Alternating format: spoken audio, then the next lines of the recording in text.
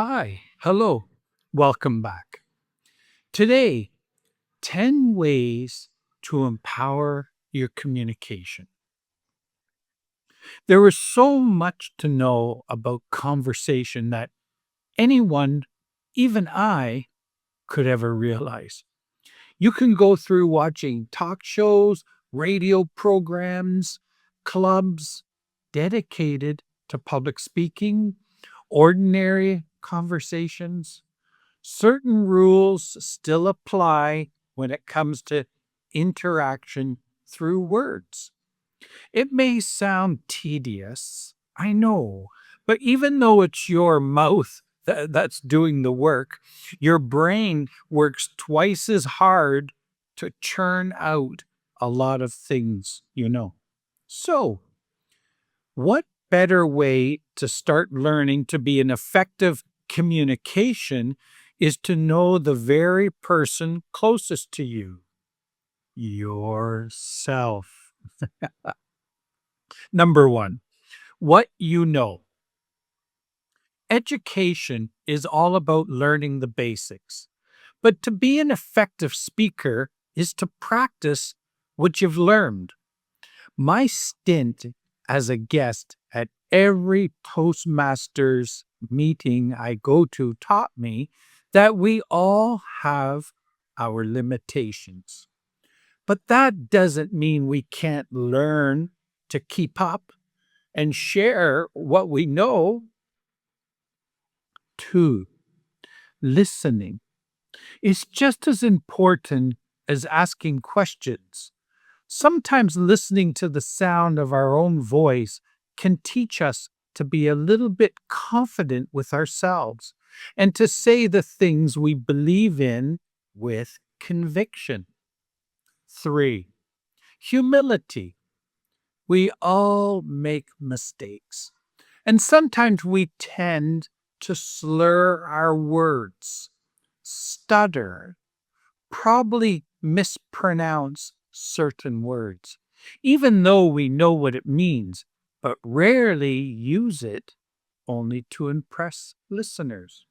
So, in a group, don't be afraid to ask if what you're saying the right word properly, and if they're unsure about it, then make a joke out of it. I promise you, it'll make everyone laugh and you can get away with it as well. Number four, eye contact. There's a lot to say when it comes to directing your attention with an eye catching gaze. It's important that you keep focus when talking to a large group in a meeting or a gathering. Even though he or she may be gorgeous. Number five, kidding around. A little bit of humor can do wonders to lift the tension. Or worse, boredom when making your speech. That way, you'll get the attention of the majority of the crowd, and they'll feel that you're just as approachable as human to those who listen. Number six, be like the rest of them. Interaction is all about mingling with other people. You'll get a lot of ideas as well as knowing what people make them as they are. Number seven, me, myself, and I. Admit it.